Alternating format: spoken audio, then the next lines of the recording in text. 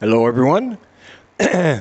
Before we begin, I'd like to remind you that my book of short horror stories called The Things That Happen at Night is available at the link in the description for only $3. Also down below, you can sign up for my newsletter, read some of my free short horror stories over on Wattpad, and also join me on all my social media. I would love to have you. All right, let's get on with the video.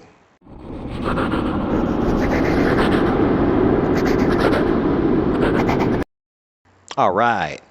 So our book today is called Stolen Tongues by Felix Blackwell. I've been hearing a lot about this book recently, and on doing some research, I found out it actually came out in 2017, and it must have been one of those that just slipped by my radar, but I've heard people talking about it recently, and so I decided to get it and give it a try, and man, I'm glad I did. This is a really great book concerning Native American lore, but it's got terrifying creatures. It's got some of the creepiest moments that you can imagine that are just going to send chills up your spine if you're like me. It's about a couple that goes up to a cabin in the mountains in the winter, surrounded by a forest, and it starts snowing. There's a huge snowstorm. It's icy. They can't leave. They can't get out. They have very little, but mainly no cell phone or Wi-Fi or anything. So they're kind of trapped up there all alone. They went to escape the stresses of life. They're both pretty busy people. And they just wanted a nice romantic getaway. But that is not what happens because this forest and this area, this mountain, this whole mountain range is cursed by creatures, by things that you can't see sometimes. But what they try to do is invade your dreams and get inside your head in your dreams and make you do things you normally wouldn't do. And while they are there, they realize that every night they can hear things outside of this cabin. They can hear children singing a creepy lullaby. They can hear snippets of words and sentences, people whispering and talking. They hear people walking around their cabin. Things are knocking on doors and scratching at their windows. But, of course, when they open the door, or when they try to find out what's going on, they see no one. They see nothing out there. But they do see a man, what looks like a man, with their back to the with his back to the cabin at the edge of the woods, just staring up at the trees. And they find that these things only happen at night. And at the first break of dawn, these things stop, they disappear. But when they go out to check, they find a dream catcher, kind of, hanging in the trees. But something about it tells them, don't touch it. Something is not right with this thing because it's made out of bone and it's made out of bloody feathers. And it's just something they don't know how to deal with. Eventually they do leave, but soon they find out that whatever that was in the mountains has followed them.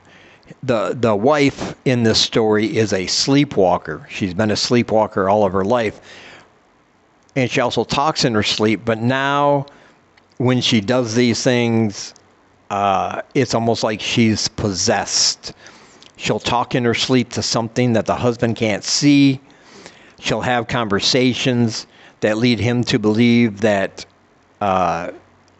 something is trying to dig information out of her subconscious while she is asleep and making her do things that normally she wouldn't do. And what I like about this book is that this is just a full-on horror novel.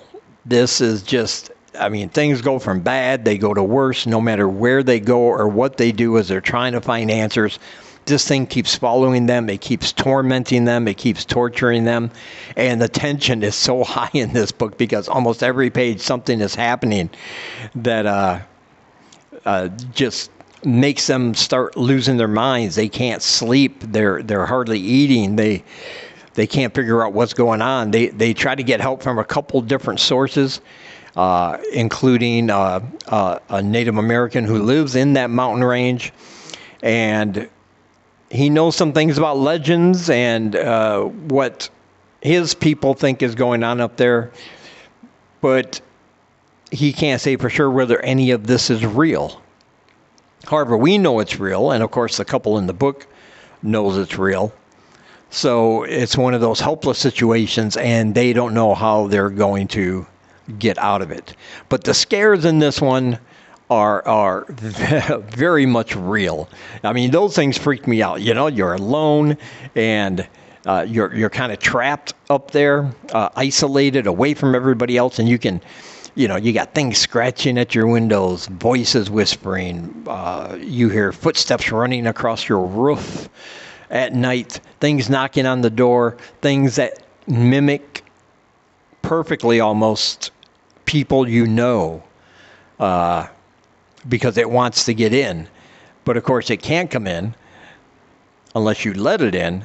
However, you're not safe when you're sleeping because it will take things from your subconscious. It'll pick up sentences and different fears and dreams and use that against you in your waking hours. This is just a fantastic book, and I absolutely highly recommend it. And I'm glad social media is finally giving me some things from the past to go back and look, things I missed. And that's always exciting when that happens. All right.